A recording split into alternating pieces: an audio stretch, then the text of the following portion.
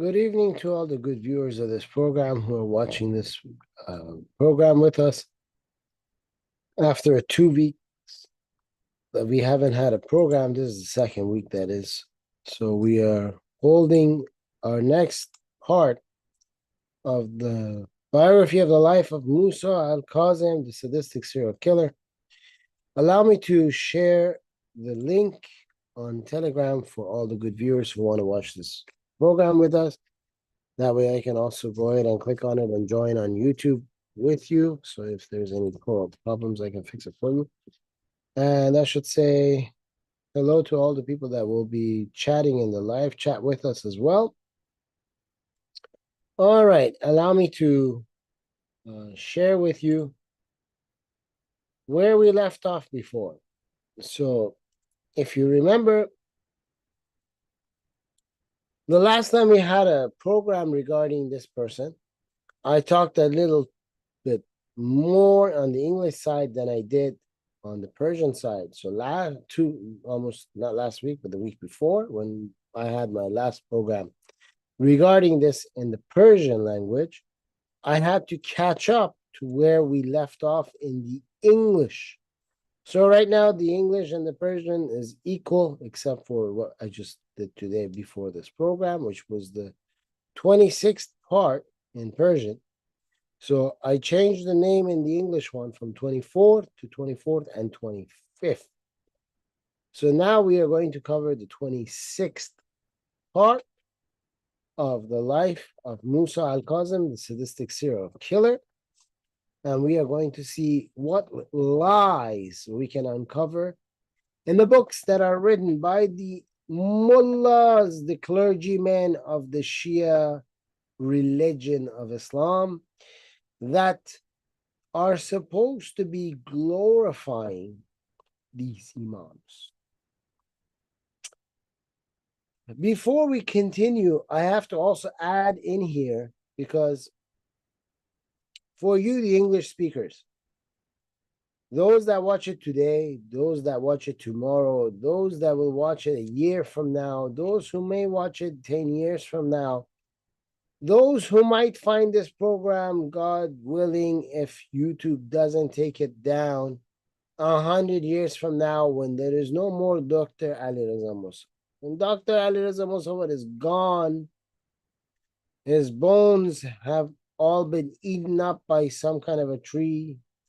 There is nothing left of him on this planet, but his voice and his video still reaches somebody. Allow me to bring you into the know. You see, in Shia Islam,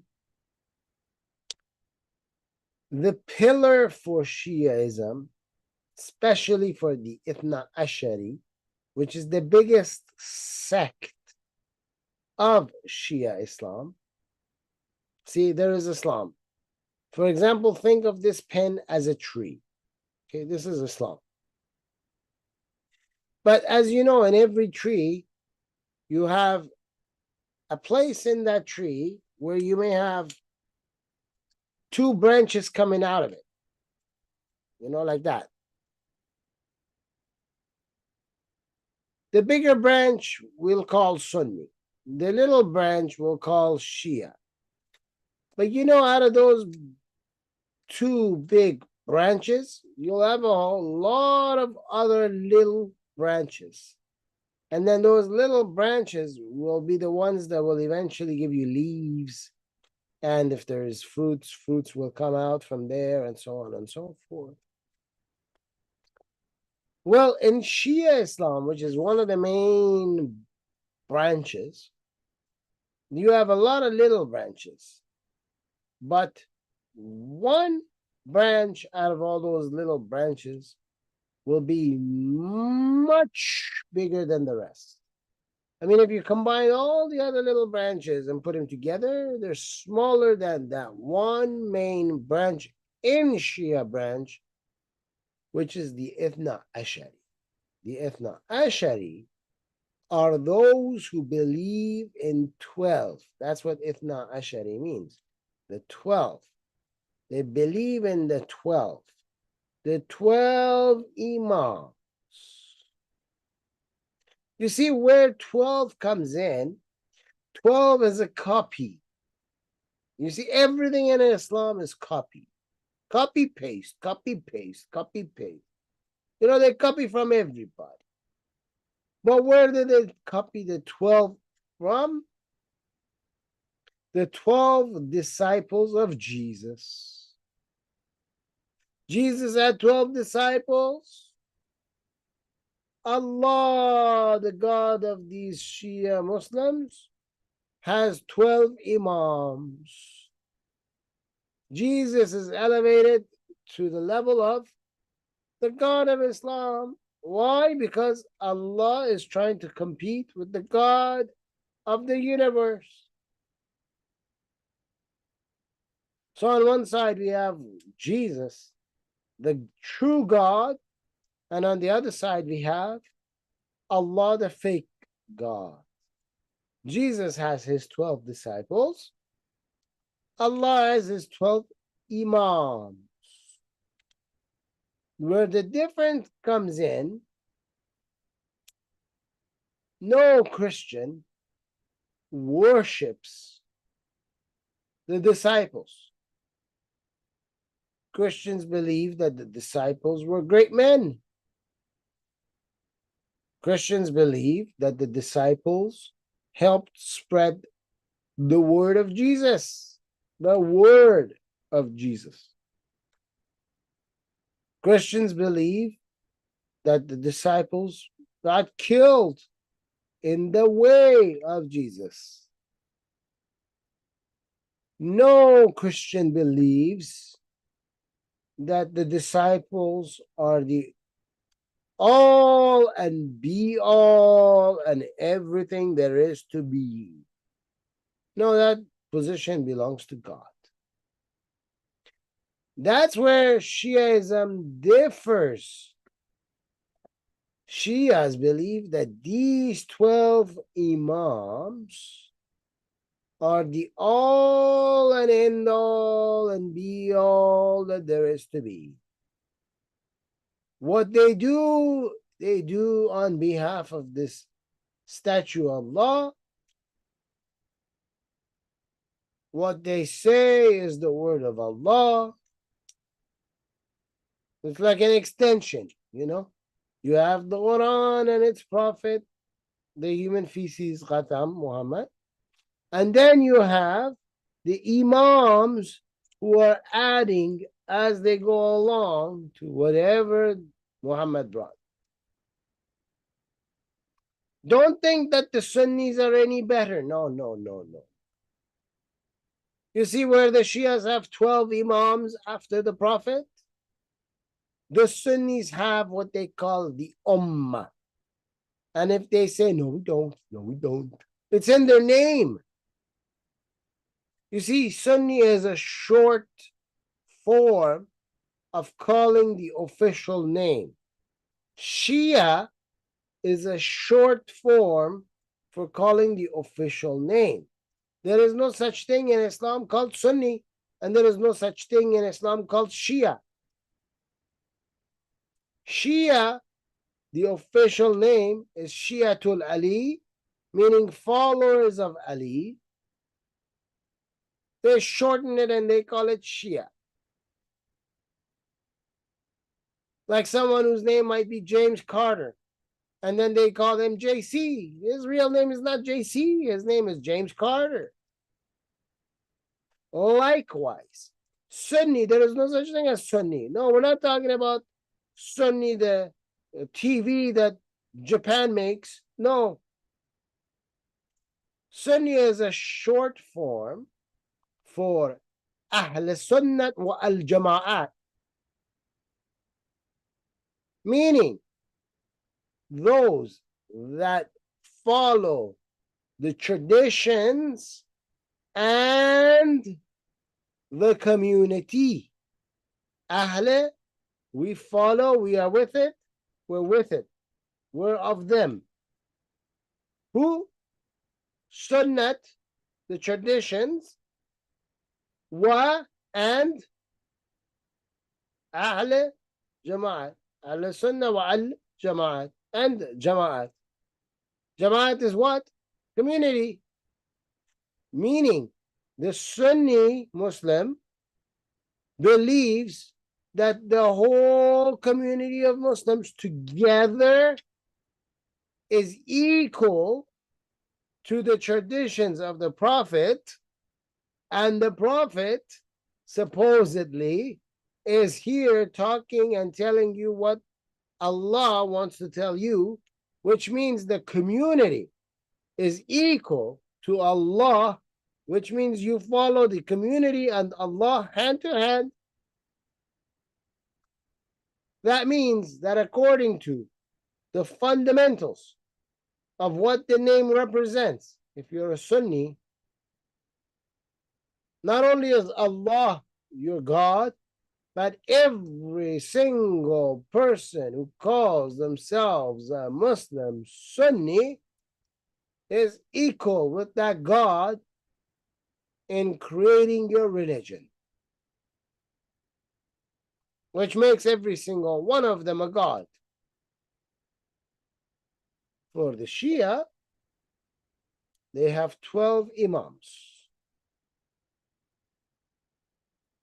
Those 12 Imams are equal to what the whole community for the Sunnis is equal to. You understand?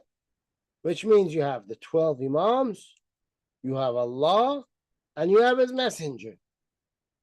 And between them, they create your religion, which means they are your gods. They are equal. They have just as much say. They are the representative of the God. And obviously that Allah has never gone against them, meaning He's okay with whatever they add.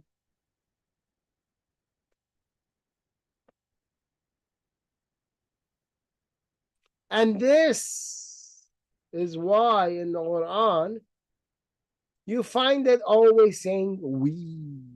You see, the Muslims, they lie to you when they say, oh, well, God just wants to talk in the plural because He makes him look. No. There's none of that. There is none of that. And all these different people that are speaking on YouTube, TikTok, and everywhere else, on Patreon, on Rumble, on Twitch, and everywhere you can name. You see, when they have their debates with the Muslims, and they say to the Muslim, oh, why does your Allah say we if He is one? Simple. You don't need to go far to show them this. Just go to the name, and in the name you find it. Shiatul Ali, the followers of Ali. They took Muhammad Khatam. They said, good boy, good little boy, sit down, sit down. We are going with Ali. And when they say, well, why'd you go with Ali? Well, Muhammad said so. So now, Muhammad said so in the hadith, and now Ali is the guy. And now whatever Ali says, goes. But Ali was not the messenger. So he should not have the power of whatever he says goes. But apparently he does. And after him, his son Hassan and Hussein, his other son, and then Hussein's family, his own son, Ali Zain al-Abidin, Muhammad al-Baqir, Ja'far al-Sadiq, Musa al-Kazim, Ali al-Raza, Muhammad al-Taqi, Ali al-Naqi, Hassan al-Askari, and then that Mehdi. You see? It just keeps going.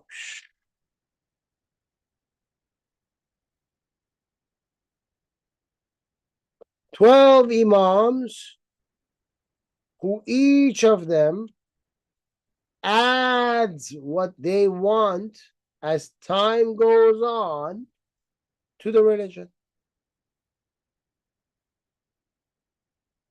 And because this Allah doesn't exist and he doesn't have any powers and cannot do nothing, because when you don't exist, how can you do anything? It's a fictitious name. It's fictional. It's just there. The name doesn't exist in reality. It's just made up name.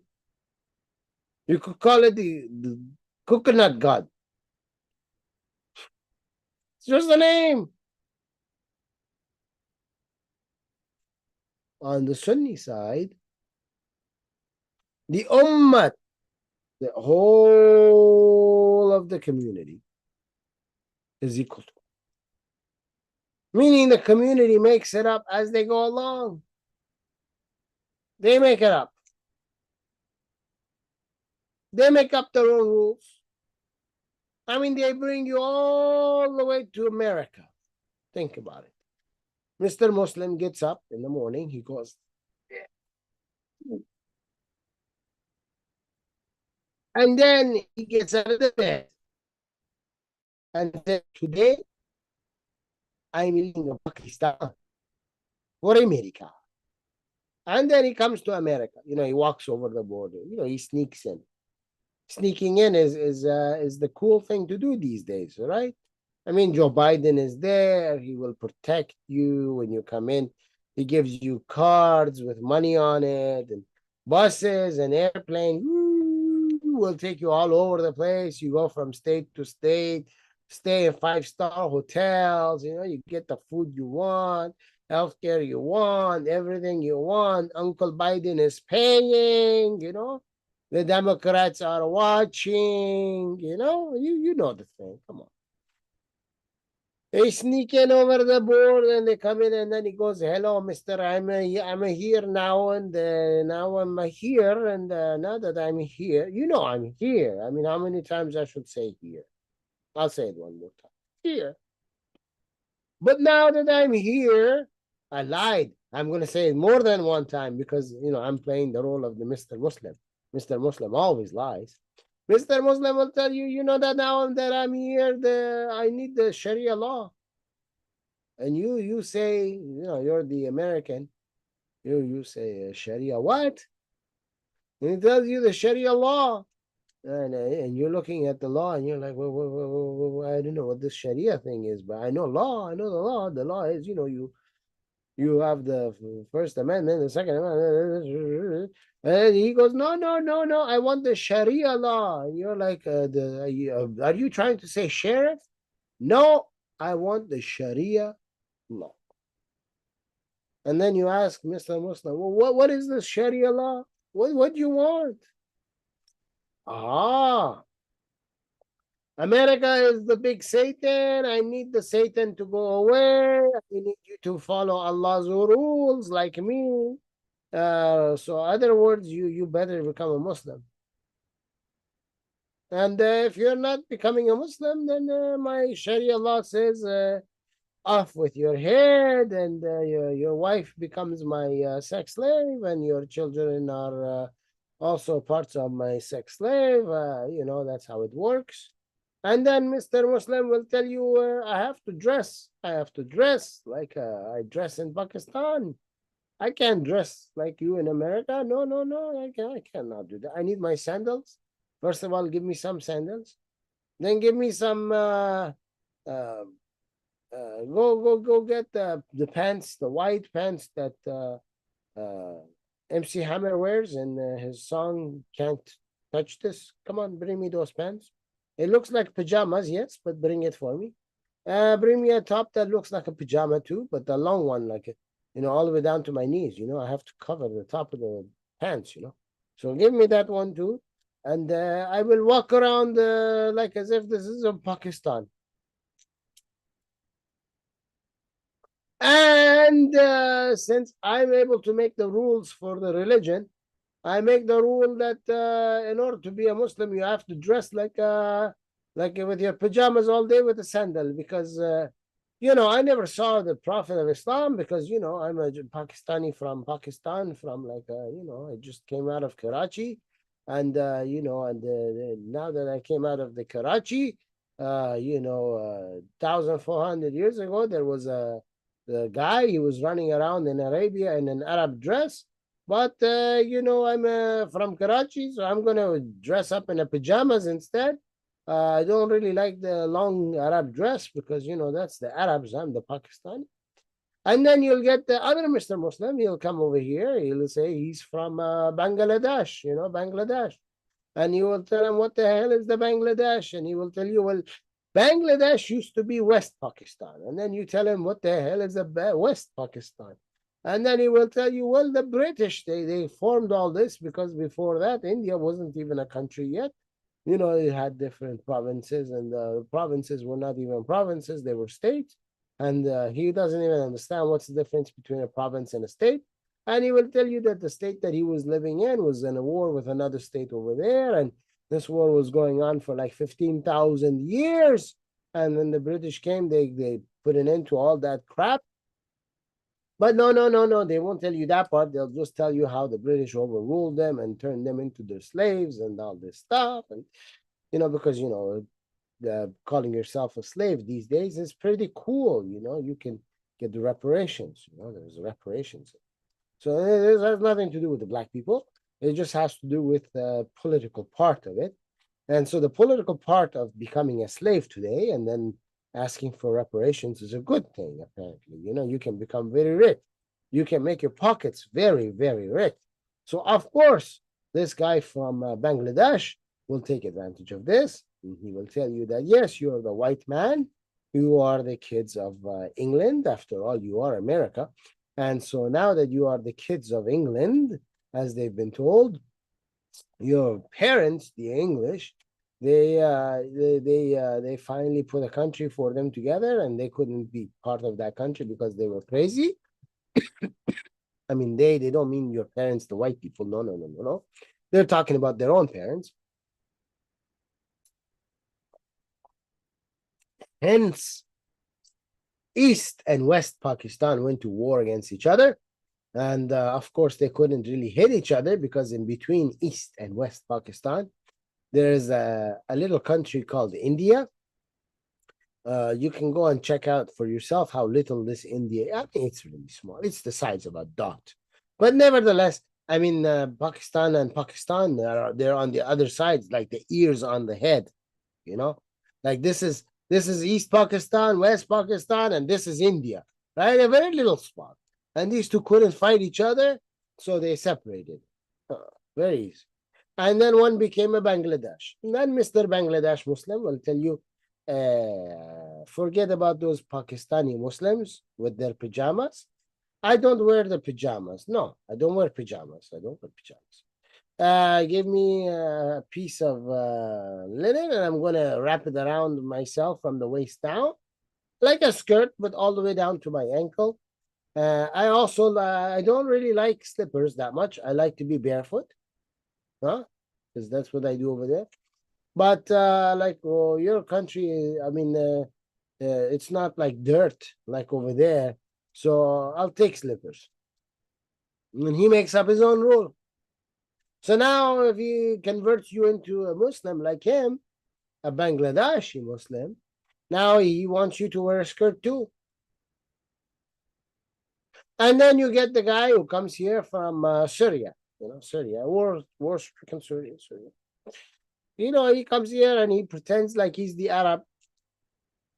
Funny part is, it's the Arab Republic of Syria. The Arab Republic of Syria. I mean, this is a Syrian land that the people of Babylon took over. And then the people of Babylon, they lost their king because Kurush the Great from Iran came in. He said he's the representative of God. He didn't kill one person, but took out the whole entire nation.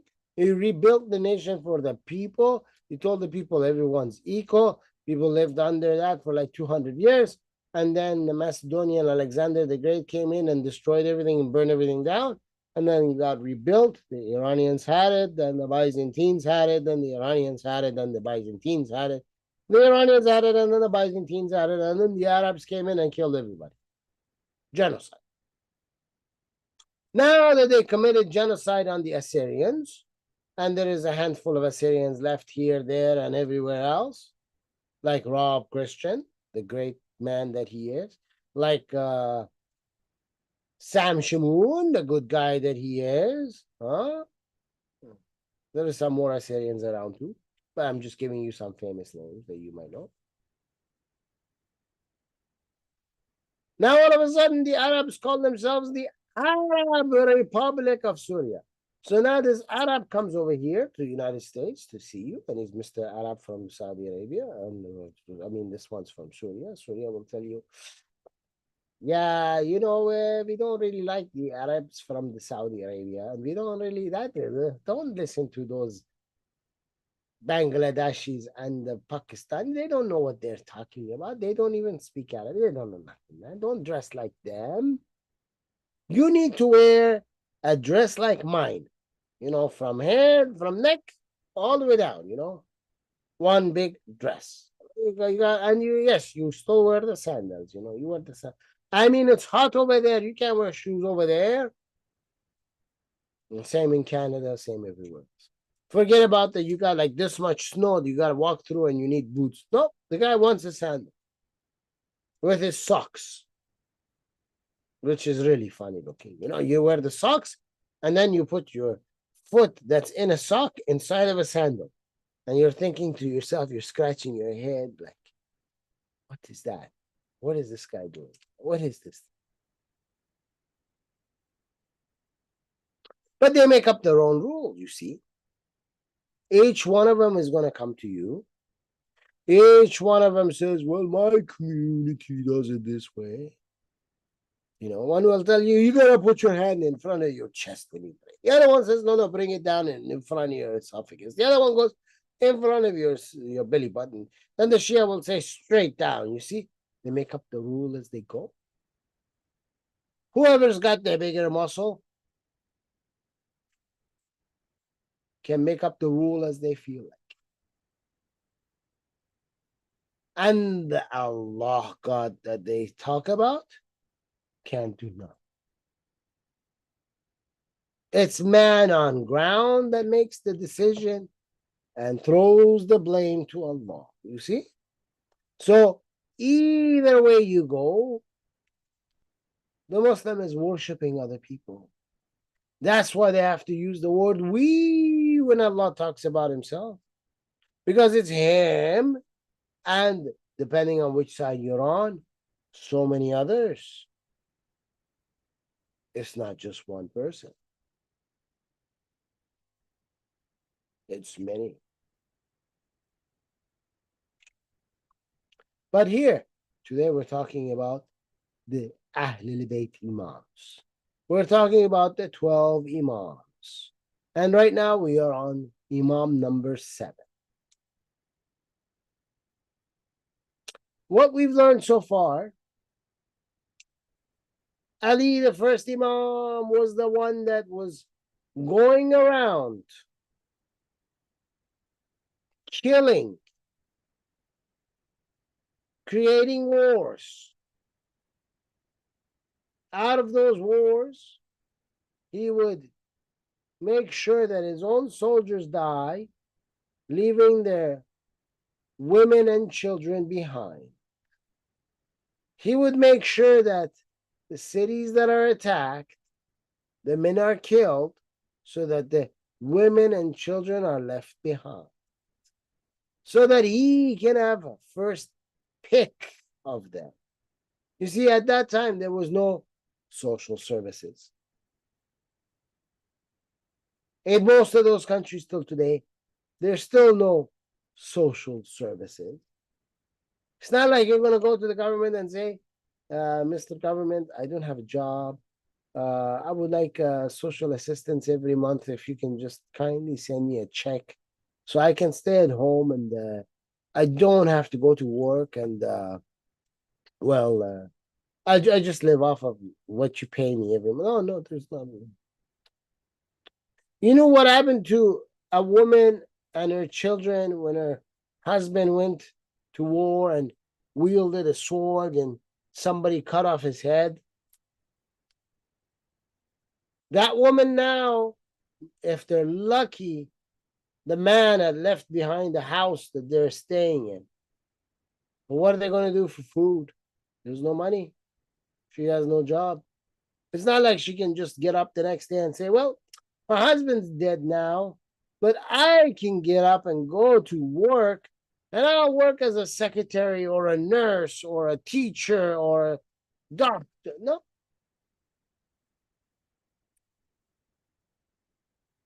She is now at the mercy of the people in that city.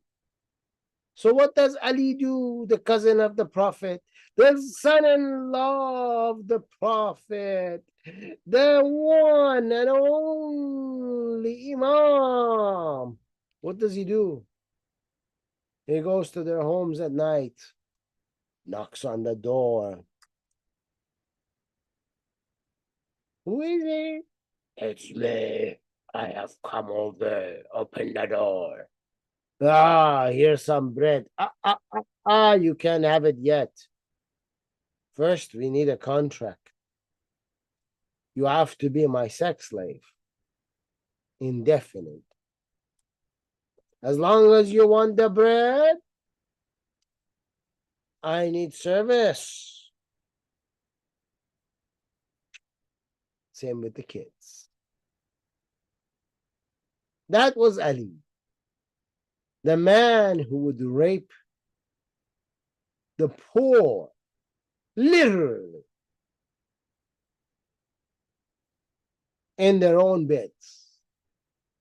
That was the great Imam, the first one. His son Hassan had over 350 women that he had written in a FUCKING contract and then divorced.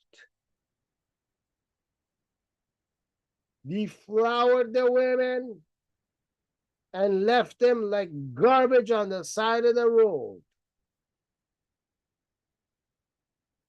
His other son, Hussein, he was a master at being inside the army, hiding, shivering in a tent. Don't kill me, I'm sick, I'm not going to fight. But when the war is over, jumping on his horse, going from house to house to look at which house has the father died and left little girls in, so he can grab them as booty, bring them over to his father so they can gang bang the girl.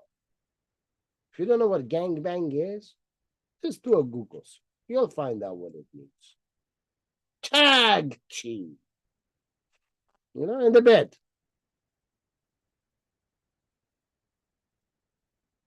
His son, Ali Zain al-Abidin, as we covered so far, was the one who had to live in the middle of a desert, outside of the city of Medina, by the orders of the Bani Umayyads when they signed a contract with him to allow him out of prison. This is as a punishment. You're not allowed to go back inside the city of Medina. Your family has done too much injustice. So what did he do? He collected over 127 boys to come and learn from him. He's known as the title of the one who prostrates on earth, meaning he was teaching them how to put their heads on the ground, their elbows on the ground, their knees on the ground, their buttocks up in the air. And he had to show them the right form.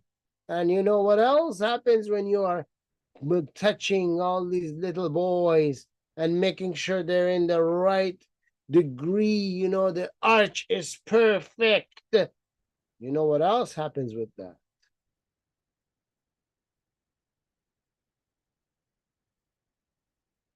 Sleeping with his own aunt. His aunt left her so-called FUCKING contract man to go and so-called take care of Ali Zain al-Abidin, showing and proving that all these people cared about was being inside the bed with each other.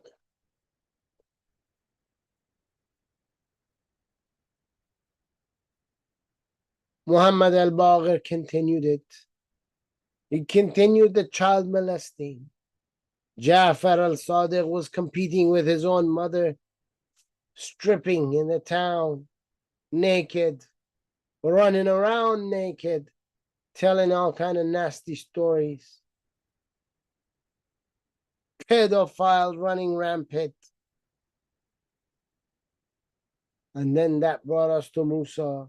Musa al-Kazim, who you see, continues the same. This is the family of the Abu Talib, the father of Ali, who used to sleep with Ata Muhammad when he was a child. He used to order him to get naked and jump in the same bed with him when he was an old man. You see, when Mr. Muslim or Mrs. Muslim or Miss Muslim comes and tells you, in your country, in the West, in Latin America, in America and Canada and Australia and wherever else throughout Europe, when Mr. Muslim comes and says to you, oh, these were great people.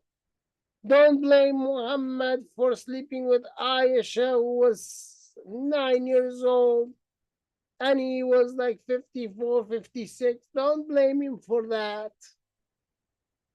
Back in the day, everyone used to do it. That's right, this family that Muhammad, this Qatam, is from, human feces.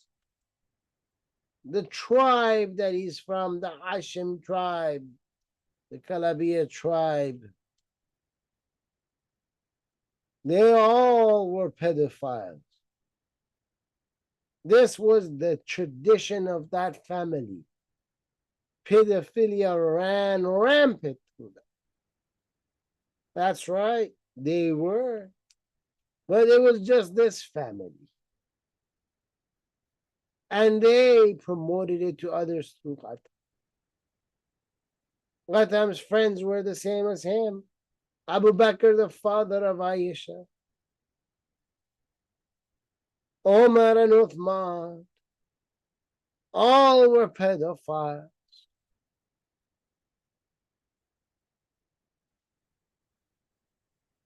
Omar married the daughter of Ali and Fatima. You know, when Fatima died at the age of 17, after giving birth to 4 kids and having another 5th, which was a miscarriage. Before the age of 17, she already gave birth to 4 and had a miscarriage, which means Ali was impregnating a child. And it's documented. When she died, the oldest son, Hassan, according to Shia books, documentation, was 7 years old. Which means Fatima would have been pregnant 9 months prior. which means when she died at 17 and this child is 7, she would have given birth at 10, which means she would have had to carry it for 9 months prior.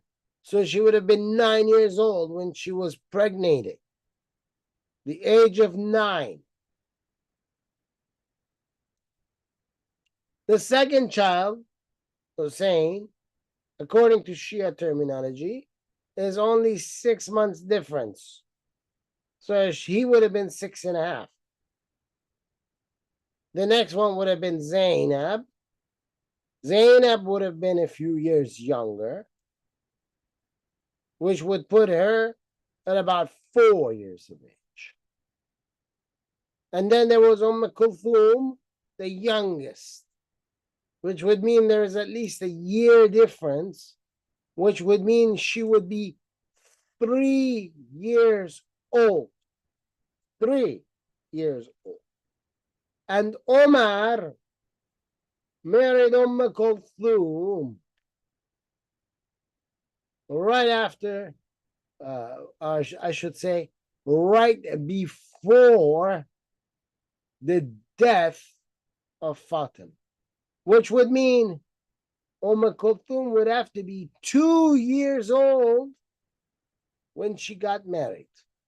And the kicker, here's the kicker. We're not counting our years, we're counting Islamic years. And the Islamic years are only 360. Not even, less. Because every month is 29 or 30 days. So you lose about a whole 10 days. So it's like more like 355 days. Which means Kulthum would have been about a year and 11 months old. I mean, she wasn't even old enough to learn how to walk yet, but she was married to Omar, the so-called companion, the second Khalif, the rightly guided Khalif. Yep, married Kulthum at less than 2 years old.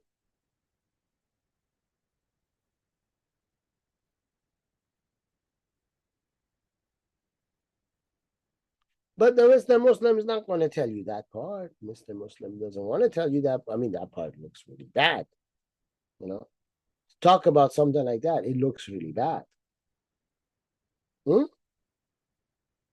These are the friends. These are the ones that make the religion after Muhammad. You see? Whether you take the Shia side, the Sunni side, it's the same side. You just have different names for the players involved.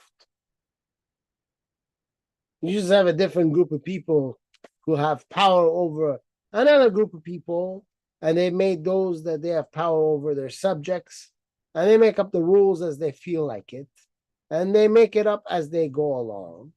And if the times are against what they think, they'll change their mind about what they thought, and they'll redo the words. They'll get rid of older books. They'll hide the languages in Arabic so that no one else will speak it, because, you know, Mr. Muslim from Pakistan and Bangladesh and Indonesia and Malaysia and Singapore and from Uganda and from, for example, Cameroon, Congo, Ghana, and so on. They don't speak Arabic.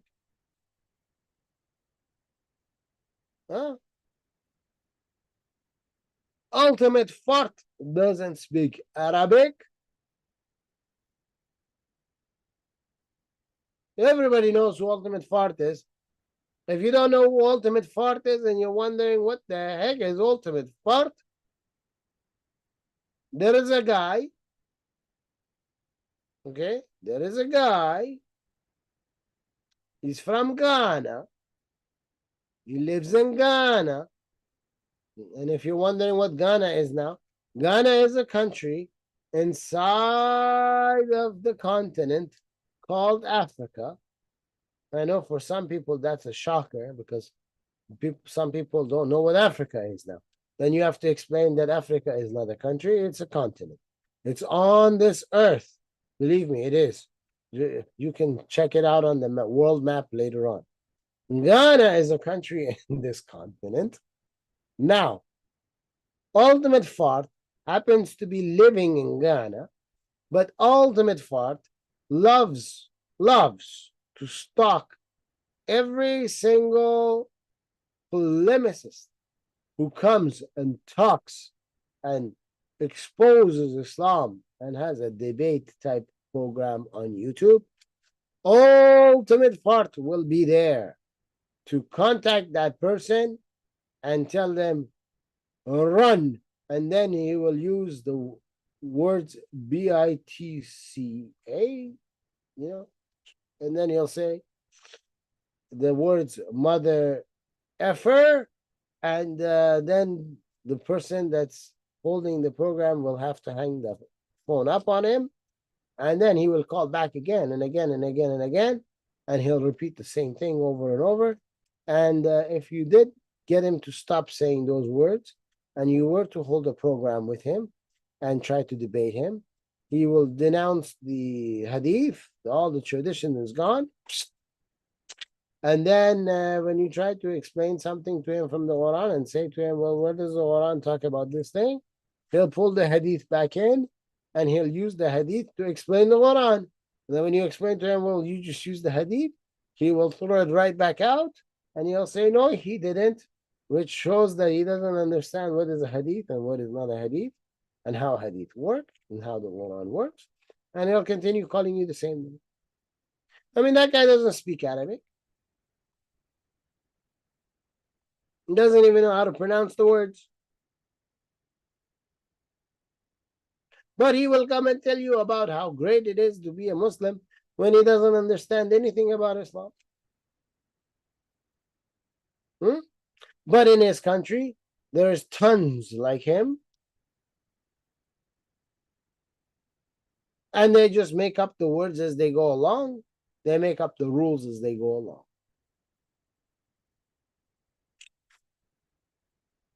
That brings us to this.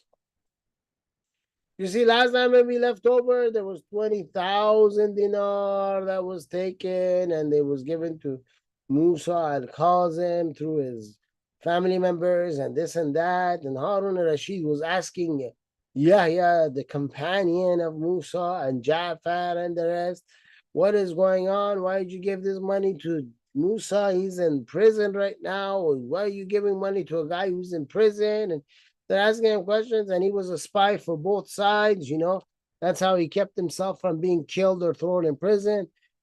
And he started talking, and Harun al-Rashid sent his servant with him to go and find out what's going on, And Yahya took it nothing, and he went on, and Harun became delighted and said, we have come to know of the first lie. They caught Yahya in a lie. The one who informs against you, and you said that you represent the truthful Jafar. The stripper Jafar, the guy who was lying, like he would tell you, you know why you have eyebrows, right? And you say, why? Why do I have an eyebrow? Why? Well, when your head sweats and it comes down your forehead, the eyebrow will stop it before it goes into your eye. The guy never worked a day in his life out in the sun. Apparently, he thinks that your eyebrow is like the fur of a cat or a dog. You've seen when they shake themselves and the water just goes up. I guess he thought that people do the same. You got an eyebrow up there so that when it comes, then you get all the sweat and everything goes in it. You just go, and all the water go, that's what he thinks, what can you do? The truthful Jaffa, he told the truth about the eyebrow. I mean, I must say, come on, I mean, you've seen it when you go out in the sun and you play soccer or some kind of a game, or you do construction out in the sun, and you're building a house, and then all the heat hits you, man. The heat, the heat of Texas or Arizona or in the desert, that heat hits you. And, the water is just flooding everywhere out of your face. You've noticed. I mean, you can't lie. All the hair, all the water got trapped in the hairs of your eyebrow.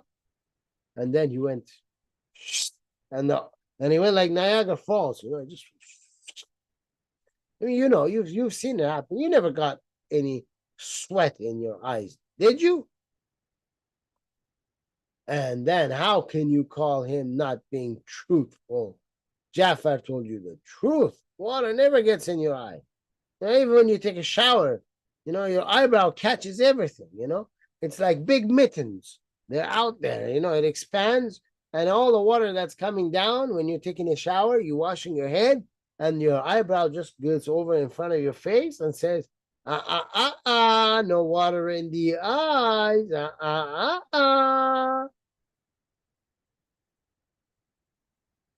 I will not accept those words from anyone concerning you. Oh, yes, Harun al-Rashid is defending the Ahlul Bayt as usual. But the Ahlul Bayt say he's not defending it. I mean, they're going to war against Harun al-Rashid, yet he's defending him. Doesn't make any sense. Doesn't make any sense. It's like if a teacher gives you like perfect scores on every test, and then you want to cut the head off of that teacher because you said that teacher is against you. And it's like, well, what do you mean I'm against you? I gave you perfect on everything. In fact, I gave you 2 extra marks. Like you had 100 questions to answer, and you got all 100 right. And then they give you the mark when they corrected it, and they put the mark at the top on your test paper. Instead of putting 100 out of 100, they give you 102 out of 100. I mean, they even give you extra marks. And then you say, this teacher is against me, wants me to fail. And this teacher's trying to destroy me in this class. And you're like, what do you mean? He's giving you extra marks. That's how it's going here. Harun Rashid is trying to defend the guy. And they're saying, he's our enemy. He's our enemy. That's why he's defending us. He's our enemy. Nothing that the mullah's right makes any sense. Accordingly, Yahya became ashamed. Oh, he became ashamed. He went home, all disgrace and loss. Angry and fury increased. I mean, he started throwing his clothes around, packing them back up, throwing them across. I mean, good thing it was only one dress, he only has one. So he just picked it off of himself, threw it on the floor, then he tied it up neatly, put it back, and threw it again. And, he killed the only fly that was flying around his house out of anger. It was his roommate. But, it had to go, I guess. And he continued and continued. And then he said, I will make no effort to overthrow Jafar's position. I mean, Jafar's dead. We're talking about Musa al-Kazim. Jafar already died. But the mullah has to take you back to Jafar because now Musa is in prison. And the only way they can confuse Mr. Muslim, so Mr. Muslim will read this book and still stay a Muslim, is to confuse the Muslim mind. The Muslim is already told not to think. But now that he's not thinking, you will give him stuff to read. And you're going to take him from prison to here, to there, to there. He's traveling there, he's traveling here. This guy, that guy, this guy, the dead man comes back. No, we're not talking about the Undertaker. We're talking about Jafar al-Sadiq. Come on, focus with me, please. The dead man will come back. This one will go there. That one will come here, up and down, side and side.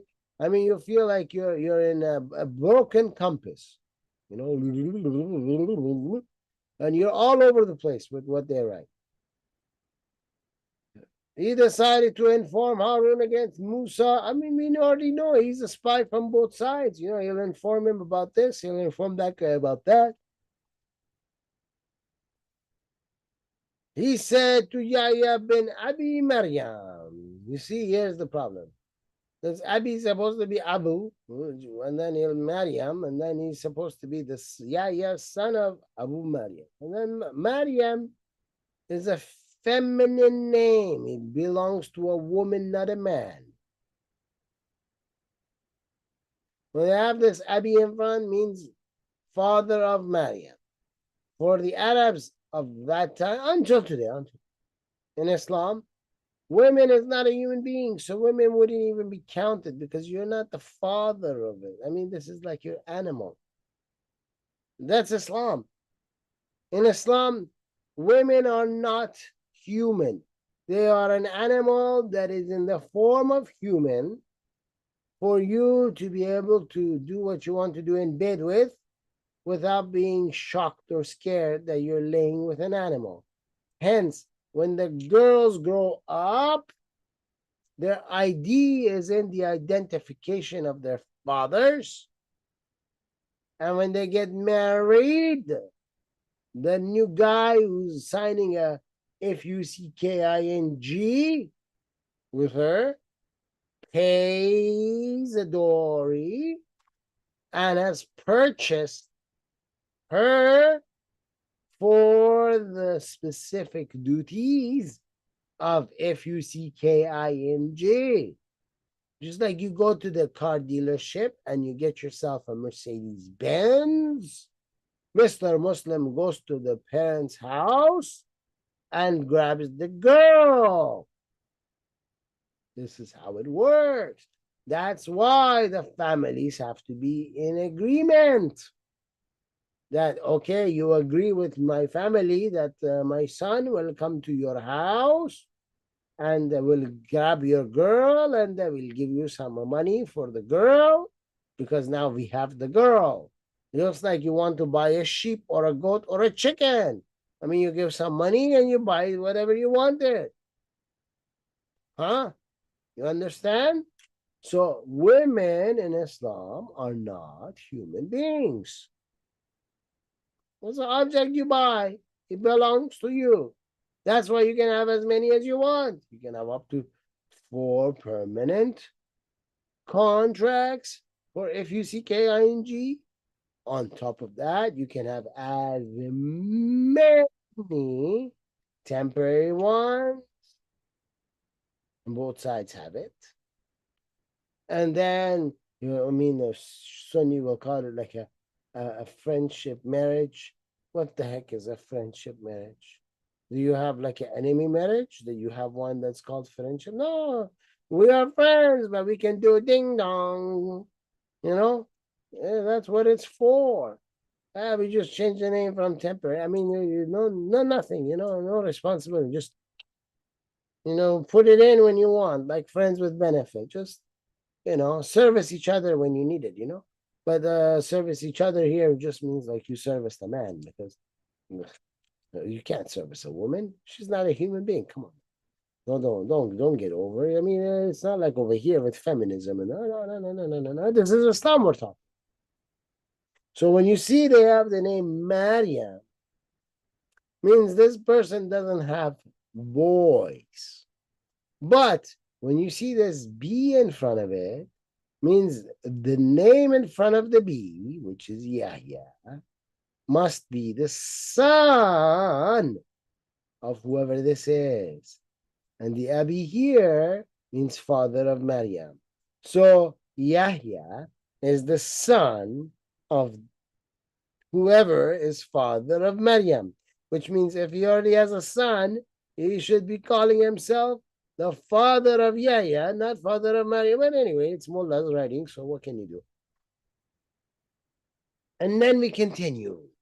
Yahya says, I want you to, he's telling somebody, I want you to lead me to a man from the family of Abu Talib, the same family we've been talking about this long. He must love the world. Forget about God. Forget about this Allah guy. Forget about Allah. Who cares about Allah? Who cares about the heavens? Who cares about the day of judgment? Who cares about the people? The man has to love the world. He has to be all about the money. Here comes the money. Money. Ching, ching, ching, ching, ching, ching. The money. You know, he wants the money. Someone who loves the world means someone who loves the money. That I may give him generously. Give him what? I mean, the sentence is ended here, but the sentence, this is incomplete. Give him generously what? You want to give him hugs? You want to give him wisdom? Do you want to give him money? You want to give him houses? You want to give him cars? You want to give him cows? You want to give him carpets? I mean, what are you generously giving? Tell us. What is it? You see, in the Arabic, this would have been a longer sentence. But when it comes to the other languages, Persian, Urdu, I mean, this book doesn't even exist in Urdu. In English, they wipe it out. They erase it out. No, no, no, no, no, no, no, no, no. Don't write the part that will make it look bad. But Dr. Mossavat can find out what it means. We have some hints here. The Imams of Shiism only like three things. Only like three things. Number one, money. This is why they would attack houses and people and kill them and loot their homes as booty. Number two, they like little babies, girls and boys, pedophilia. Number three, slaves. I mean, they all had slaves. Prophet Muhammad had thousands of slaves. Ali had thousands of slaves. Hassan had thousands of slaves. Hussein had thousands of slaves. Ali Zain al-Abidin, he ended up with thousands of slaves. Muhammad al-Baqir had thousands of slaves. Jafar al-Sadiq had thousands of slaves. Musa al-Kazim, according to him, only 500 people know him, and they're all his slaves and wives. The wives is loosely because of FUCKING contract, and his kids. That's where the 500 people come. Hence, I mean, he had lots of. So he wants someone who must love the world, meaning money. I mean, the guy would love the money because when you got money, you can buy whatever you want. When you got money, you get the big house. When you want money, you get the good clothes. When you want money, you get more slaves. When you want money, you can get more orphans to come to your house. And the thought process of maybe you're going to give them a food to eat, a warm place to sleep, so you can do dingy all night long as a pedophile.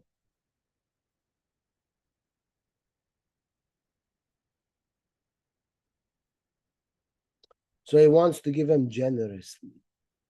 Obviously, we're talking about money.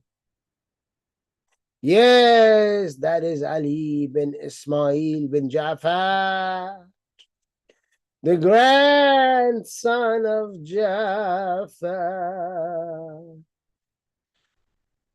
When Ali met with him, he said to him, "Tell me about your uncle Musa." Ooh, this Ali doesn't even know whose Uncle Musa is. He's like, ooh. Man, I'm only about money. I don't care about the guy. I've never seen him. But anyway, he said, yes, I have such information. And he told Yahya all things he wanted. He told him, listen, man, Musa, you know Musa, man. We both know Musa. I mean, he wants to play with his own kids. And Yahya's like, yeah, man, I mean, that's messed up. I mean, it's one thing with the orphans, you beg your own kids. Damn! You know, he was doing that kind of stuff. So they were talking about all kinds of stuff, you know. And he would tell him all kinds of stuff Yahya already knew.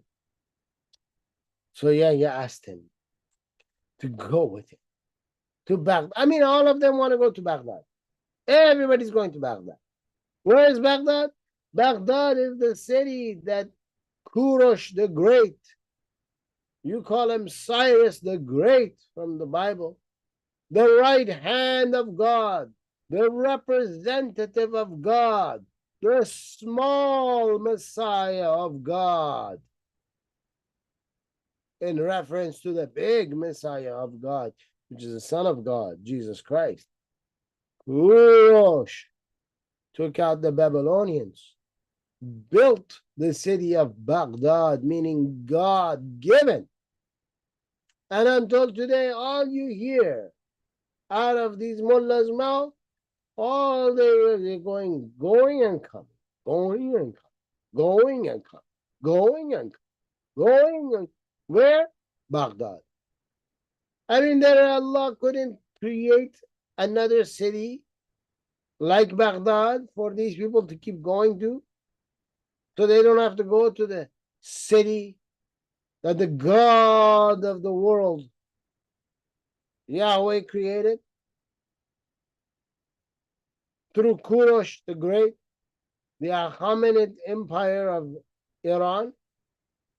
I mean, all they have is from what the Iranians created. They don't have anything of their own. Go and come back, go and come back, go and come back. Like a bunch of yo-yos, like a tennis ball, going from one side of the court to the other. Ding, ding, ding. They're always traveling towards Baghdad. They didn't have another city they could go to. Always they're going to Baghdad. Every time they're going to Baghdad. So they were going to Baghdad. Okay, let's go to Baghdad. That he might make him meet Harun. I mean, the caliph of the country is like the king. Apparently, he had nothing better to do. I mean, the guy is in a war against the Roman Empire. The guy is in a war against the Iranians that want to revolt and take back their country. The guy is in a war against multiple civil groups in his own Arabia that has taken over all these countries, who now are the remnants of the Umayyad dynasty that just lost.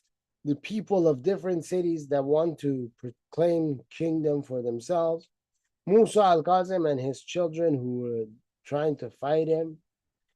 He's got skirmishes with China and Mongolia because now that he swallowed Persia, Iran, now that he took out the Sasanian dynasty, now he's next door neighbored with the Mongolians and the Chinese. And now he has a turf war with them over where the borders are. And I mean, this guy has nothing to do, apparently. I mean, all of what I just mentioned is nothing. It's nothing. No. Without a telephone and a tablet and a cell phone and a computer, the guy, I mean, you have to send someone with a horse, and then you got to wait for the guy to come back. And then you have to tell you what he said. Then you got to tell him, no, I don't like that, and send the guy with a horse, and he has to go all the way back. And come back again, and this takes months on end. And I mean, the guy's like eating his nails, like hoping that they agree with him on the borders. He's at war on the other side. He has to worry about soldiers that are going, coming, this and that, and blah, blah, blah, and training soldiers, and this and this and that and that and this and that. Governing the people of his country. I mean, the guy's got all these headaches on his head. But the mullah will write it down like, I mean, the caliph was just sitting there on the side of the street. So everyone that comes up, hi, how you doing? How you doing? Shake everybody's hands. Hi. Hey, you have any babies for me to kiss? Mwah.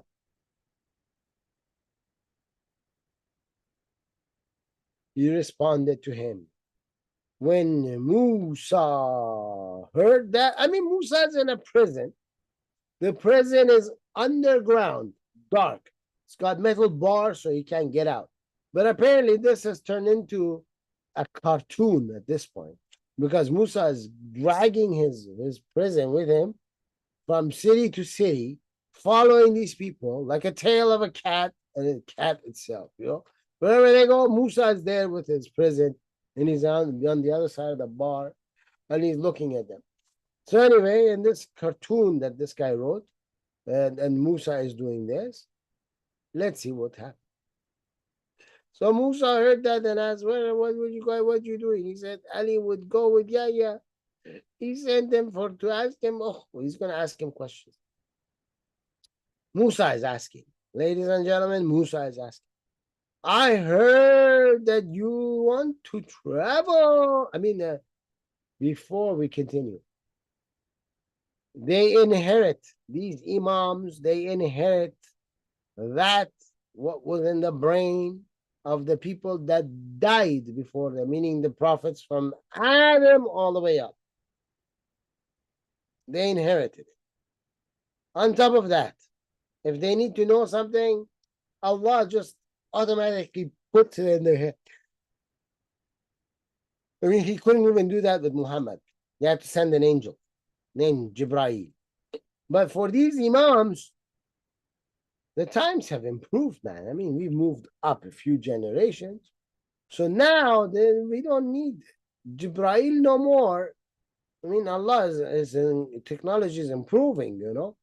Now he has a system where he can just send it in your brain instead of having Jibreel come down. I mean, Jibreel gets tired. He has 600 wings, man. Come on. You know how many wings you got to flap? 600 wings. You know, it takes time, 1,000 years just to come, 1,000 years just to go. You know, now his system improved. He doesn't need the Jibreel no more. You know, we've updated. But instead of Allah putting it in his head, Musa has to ask these ridiculous questions. The first one, I heard that you want to travel. Harun says, Yahya says, yes. Musa says, where? He sounds like a father telling his 14-year-old kid, I heard you wanted to go outside. And the 14-year-old kid says, yes. And then the father says to the 14-year-old, where do you want to go?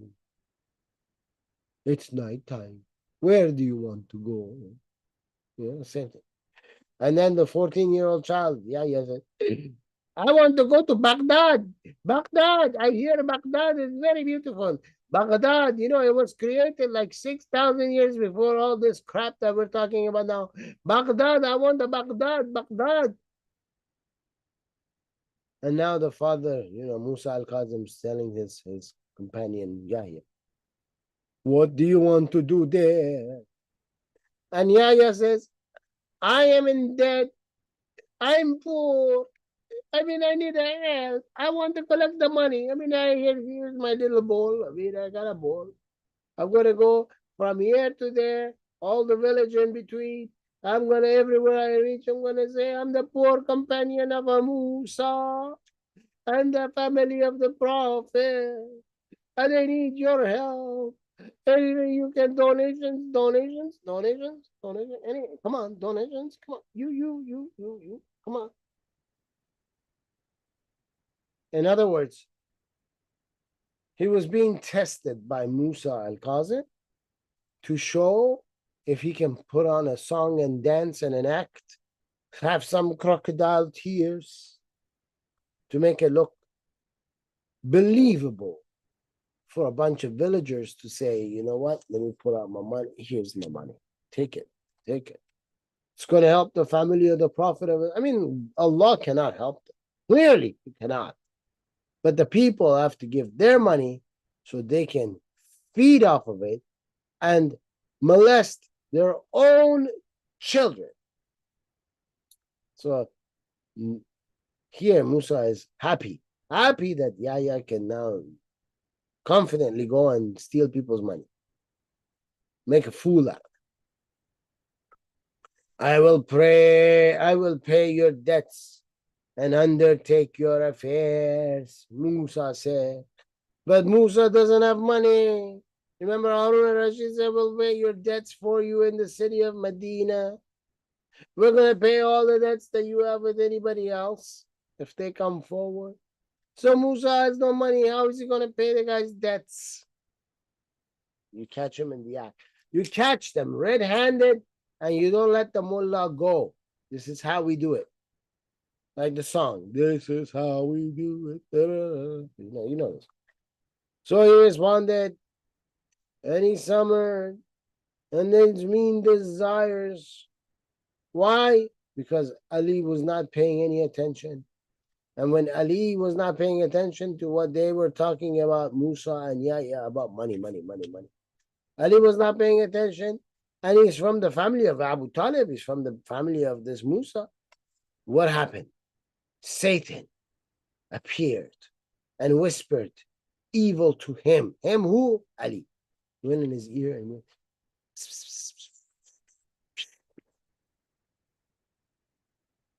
And then Ali realized right away, oh, I gotta go. I got mean desires. And he deserted the Imam. What are these desires? Well, we told you the imams only like three things. Money. Number two, children. Boy or girl, doesn't matter, from pedophilia. Number three, gaining more servants for sex. So they were already talking about money. This Ali was not interested. That means out of the three, money's out. Well, you can't get him any servants because they're traveling. Then they would have to carry the servants with them, bring them back. The camel will get tired. They need more food, more water. So servant is out. That leaves one more. Little babies, bachabazi. Your little kids, boy and girl, the orphans, so that they can do boom, boom, boom, boom, boom, boom, boom all night. This is why he deserted him. Musa al-Kazim started yelling because he wants part of it too. He started yelling, and he started yelling, and he started yelling. So Ali says, this guy he's a dum-dum. What am I going to do with him?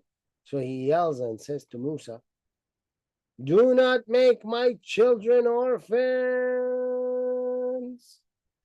Meaning, if you keep yelling like this, they'll figure out who I am, and then chop goes my head. Shut up and let me do what I'm doing, Musa. Then he ordered 300 dinars and 4,000 dirhams to be given to him. Then he pieces of FBI, CIA, MIA 5 and 6 be upon him. He, Ali, see, they even put it for you in brackets, so you will know. He informed Harun, the king of the place, against me to shed my blood. I mean, I told him, hey, Harun, man, we got a serious problem. These followers of Musa, they're as crazy as Musa. Either we got to throw them all in prison or we got to chop their heads. But I mean, you can't control these crazy people. Here he's talking like this. And while he was doing all that, he said, this Ali was saying, he says to Harun, they're trying to shed my blood. I mean, I was against all of this. They're trying to make my kids orphans. See? My children orphans.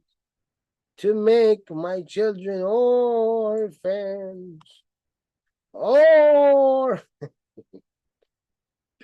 and then the companions, some of the companions of these people were sitting there. They asked, oh, may Allah make me a ransom for you. Tell me why you have given money. In other words, when you went to the village, who gave you money? Let me write the name. Let me write them. And then, to whom will you know his behavior? The guy that gave you the money, how did he act? Was he like a easy simpleton that you can bamboozle? Meaning, like, if I go to that town and I ask for Jimbo Bob, and they say Jimbo Bob is right there, and I go find Jimbo Bob, and I tell Jimbo Bob, you gave money to Musa al-Kazim, but unfortunately the guy died and his money got stolen, but I need you to give that money again so I can take it over to him.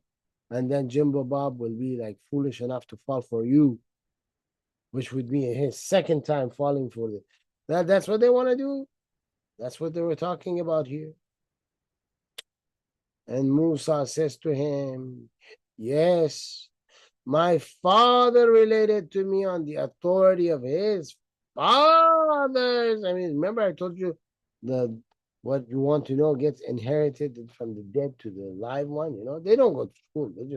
The brain pops in and says, move over. I got to come in too now. That's how it works with these imams. They got magical powers. Just like Kim Jong-un has magical powers in North Korea and he never has to do a bowel movement. Same with these guys. Oh, so all of that happened. And he said to him, on the authority of the Prophet. What did he say? You want to know? Surely, if blood is retaliation is cut off and its links. I mean, the whole sentence I just read for you doesn't make any sense. But let me make it clear. What he's saying is, if someone out of retaliation, for whatever reason, deems it that we did wrong, meaning the family of Abu Talib, all these pedophiles, if someone deems it wrong and ends up cutting and the blood comes out of any of the family members of Abu Talib, then Allah will cut it off. Meaning Allah will also say, my knowing you gets cut off here. I don't know you no more. Like you're not my creation. No. You get kicked out. Allah's out of your life forever. Why not? Allah is a servant to the family of the Banu Hashims and the family of Abu Talib, and the family of Abu Talib can do whatever they want, and Allah will just be like, yes, I worship you. You don't bow to me, I bow to you. Your desire, I'm on it.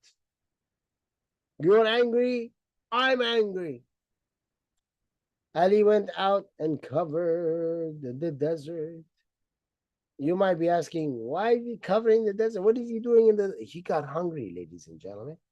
And in Arabia, until today, when you hunt the lizard inside the desert, you make a very nice cuisine.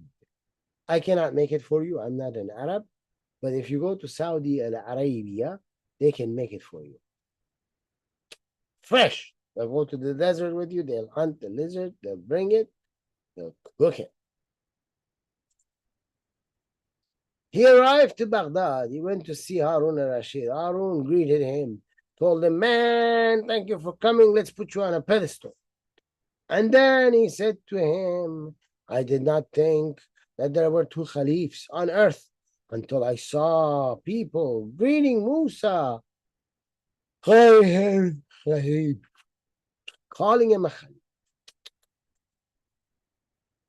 So many things wrong with this. Number one, Musa himself says only 500 people knew him.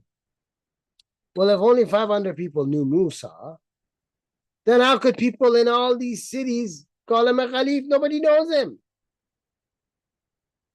Number two, Harun al-Rashid has no time to walk around in the street like a bum to hear what people say. He's got all these wars and everything else we talked about to deal with. So he's not on the street either to hear this.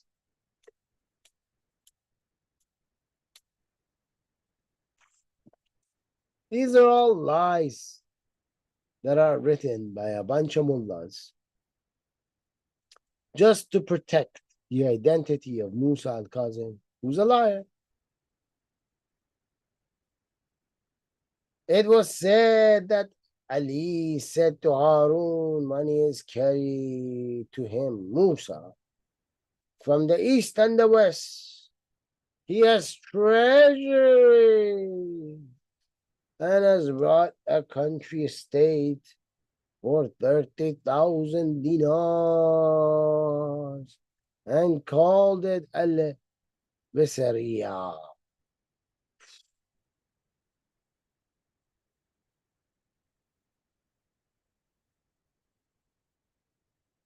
Ladies and gentlemen,